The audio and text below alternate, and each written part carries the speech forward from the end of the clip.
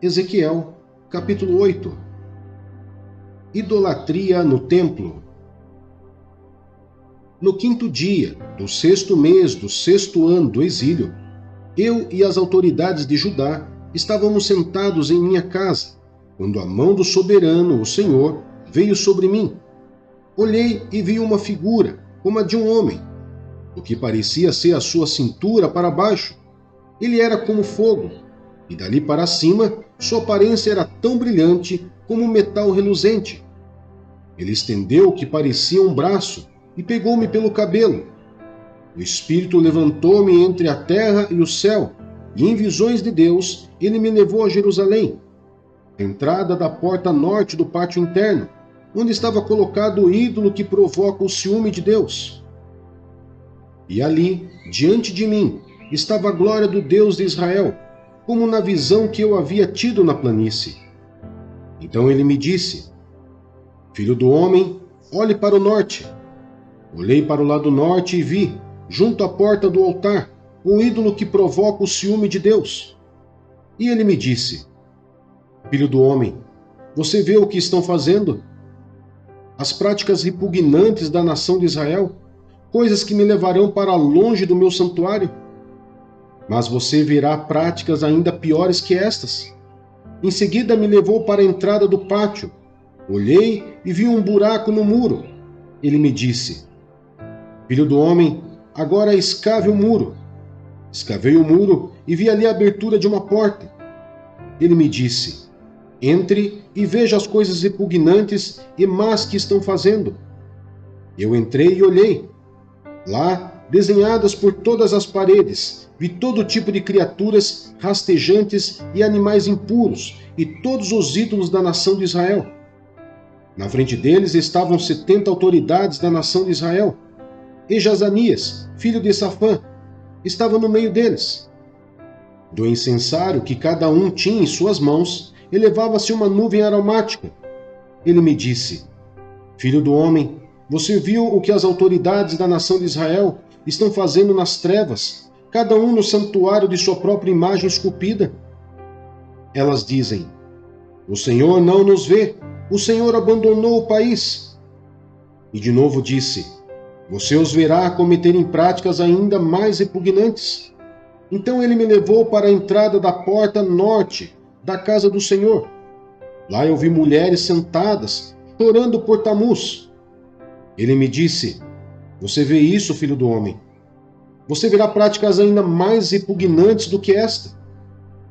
Ele então me levou para dentro do pátio interno da casa do Senhor, e ali à entrada do templo, entre o pórtico e o altar, havia uns 25 homens, com as costas para o templo do Senhor e os rostos voltados para o oriente, estavam se prostrando na direção do sol.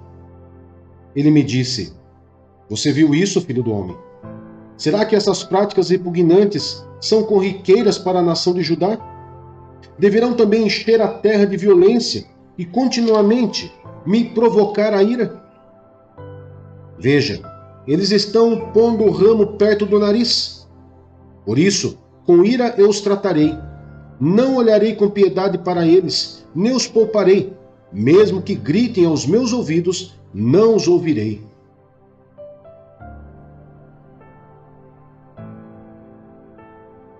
Primeira Samuel, capítulo 24. Davi poupa a vida de Saul. Saul voltou da luta contra os filisteus e disseram-lhe que Davi estava no deserto de Engedi. Então Saul tomou 3.000 de seus melhores soldados de todo Israel e partiu à procura de Davi e seus homens, perto dos rochedos dos bodes selvagens. Ele foi aos currais de ovelhas, que ficavam junto ao caminho. Havia ali uma caverna, e Saul entrou nela para fazer suas necessidades. Davi e seus soldados estavam bem no fundo da caverna. Eles disseram: Este é o dia sobre o qual o Senhor lhe falou. Entregarei nas suas mãos o seu inimigo, para que você faça com ele o que quiser.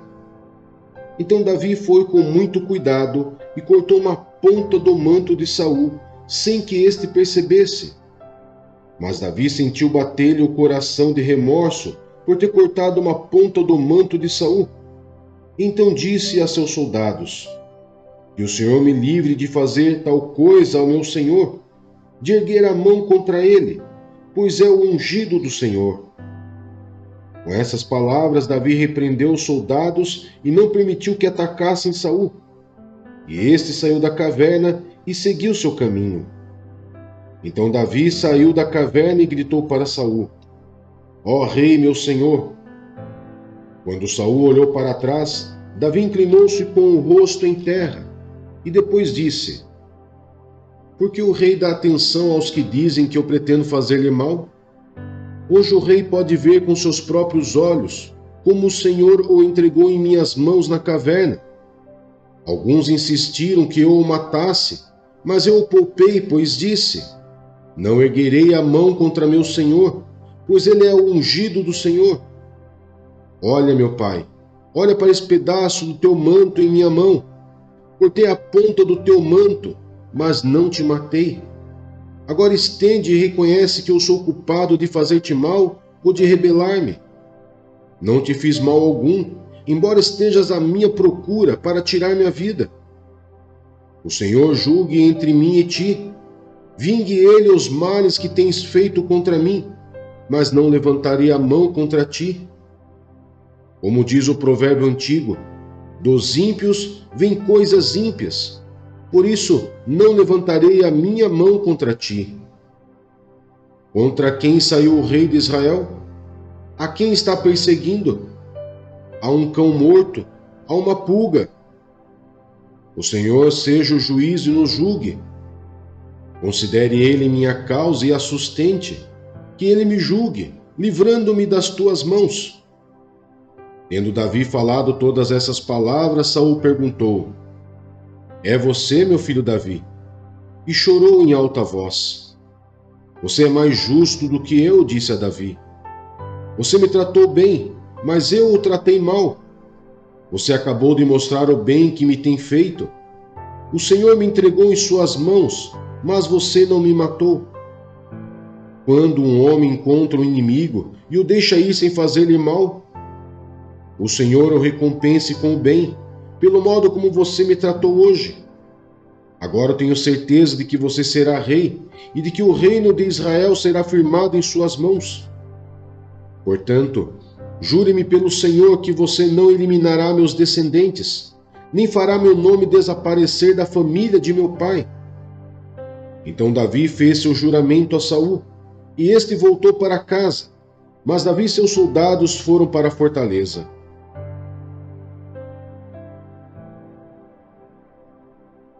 João, capítulo 13. Jesus lava os pés dos discípulos. Um pouco antes da festa da Páscoa, sabendo Jesus que havia chegado o tempo em que deixaria este mundo e iria para o Pai, tendo amado os seus que estavam no mundo, amou-os até o fim. Estava sendo servido o jantar, e o diabo já havia induzido Judas Iscariotes, filho de Simão, a trair Jesus. Jesus sabia que o Pai havia colocado todas as coisas debaixo do seu poder, e que viera de Deus e estava voltando para Deus. Assim, levantou-se da mesa, tirou sua capa e colocou uma toalha em volta da cintura. Depois disso, derramou água numa bacia e começou a lavar os pés de seus discípulos, enxugando-os com a toalha que estava em sua cintura. Chegou-se a Simão Pedro, que lhe disse: Senhor, vais lavar os meus pés? Respondeu Jesus: Você não compreende agora o que estou lhe fazendo. Mais tarde, porém, entenderá. Disse Pedro: Não, nunca lavarás os meus pés. Jesus respondeu: Se eu não os lavar, vocês não terão parte comigo. Respondeu Simão Pedro: Então, Senhor, não apenas os meus pés, mas também as minhas mãos e a minha cabeça. Respondeu Jesus: Quem já se banhou precisa apenas lavar os pés. Todo o seu corpo está limpo. Vocês estão limpos, mas nem todos, pois ele sabia quem iria traí-lo, e por isso disse que nem todos estavam limpos. Quando terminou de lavar-lhes os pés, Jesus tornou a vestir a sua capa e voltou ao seu lugar.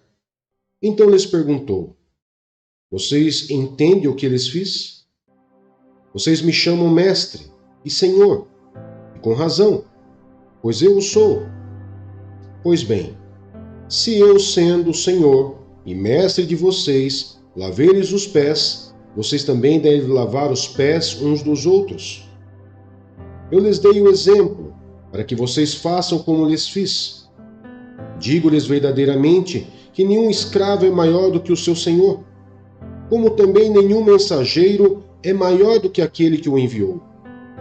Agora que vocês sabem essas coisas, felizes serão se as praticarem. Jesus prediz que será traído. Não estou me referindo a todos vocês. Conheço os que escolhi. Mas isto acontece para que se cumpra a Escritura. Aquele que partilhava do meu pão voltou-se contra mim. Estou lhes dizendo antes que aconteça, a fim de que, quando acontecer, vocês creiam que eu sou. Eu lhes garanto, quem receber aquele que eu enviar, estará me recebendo, e quem me recebe, recebe aquele que me enviou. Depois de dizer isso, Jesus perturbou-se em espírito e declarou: Digo-lhes que certamente um de vocês me trairá. Seus discípulos olharam uns para os outros, sem saber a quem ele se referia. Um deles, o discípulo a quem Jesus amava, estava reclinado ao lado dele. Simão Pedro fez sinais para esse discípulo, como a dizer: Pergunte-lhe a quem ele está se referindo. Inclinando-se esse discípulo para Jesus, perguntou-lhe: Senhor, quem é? Respondeu Jesus: Aquele a quem eu der este pedaço de pão molhado no prato. Então, molhando o pedaço de pão, deu-o a Judas Iscariotes, filho de Simão. Então logo Judas comeu o pão, Satanás entrou nele. O que você está para fazer, faça depressa, disse-lhe Jesus. Mas ninguém à mesa entendeu por que Jesus lhe disse isso. Visto que Judas era o encarregado do dinheiro, alguns pensaram que Jesus estava lhe dizendo que comprasse o necessário para a festa, ou que desse algo aos pobres. Assim que comeu o pão, Judas saiu, e era noite. Jesus prediz que Pedro o negará. Depois que Judas saiu, Jesus disse: Agora o Filho do Homem é glorificado, e Deus é glorificado nele. Se Deus é glorificado nele, Deus também glorificará o Filho nele mesmo, e o glorificará em breve. Meus filhinhos, vou estar com vocês apenas mais um pouco. Vocês procurarão por mim. Como eu disse aos judeus, agora lhes digo: para onde eu vou, vocês não podem ir. Um novo mandamento lhes dou: amem-se uns aos outros. Como eu os amei, vocês devem amar-se uns aos outros. Com isso todos saberão que vocês são meus discípulos, se vocês se amarem uns aos outros. Simão Pedro lhe perguntou: Senhor, para onde vais? Jesus respondeu: Para onde vou, vocês não podem seguir-me agora, mas me seguirão mais tarde. Pedro perguntou: Senhor, por que não posso seguir-te agora? Darei a minha vida por ti. Então Jesus respondeu: Você dará a vida por mim? Asseguro-lhe que, antes que o galo cante, você me negará 3 vezes.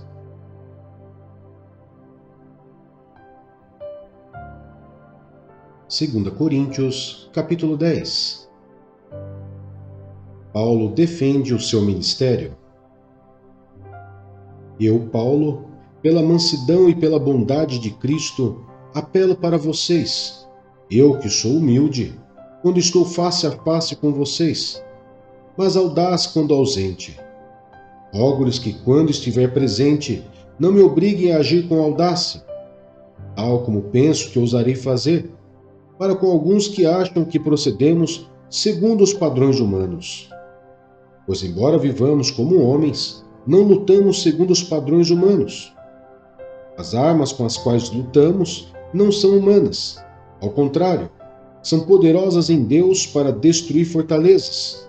Destruímos argumentos e toda pretensão que se levanta contra o conhecimento de Deus, e levamos cativo todo pensamento para torná-lo obediente a Cristo.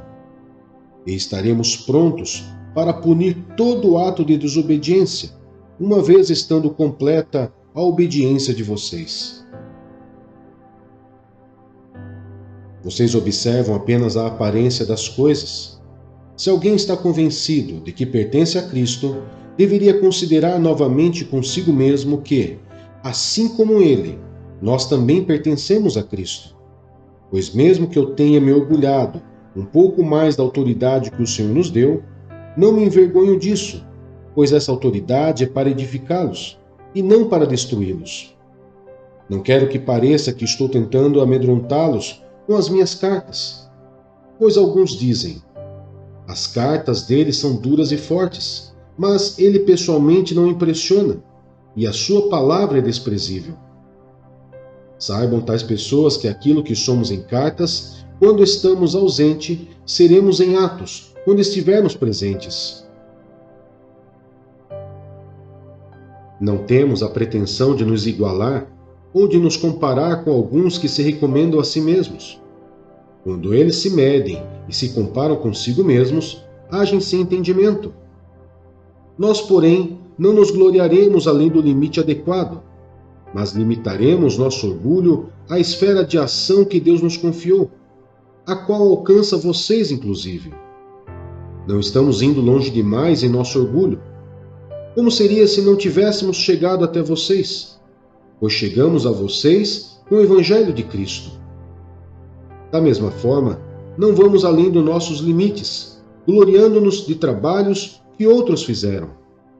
Nossa esperança é que, à medida que for crescendo a fé que vocês têm, nossa atuação entre vocês aumente ainda mais, para que possamos pregar o Evangelho nas regiões que estão além de vocês, sem nos vangloriarmos de trabalho já realizado em território de outro. Contudo, quem se gloriar, glorie-se no Senhor, pois não é aprovado quem a si mesmo se recomenda, mas aquele a quem o Senhor recomenda.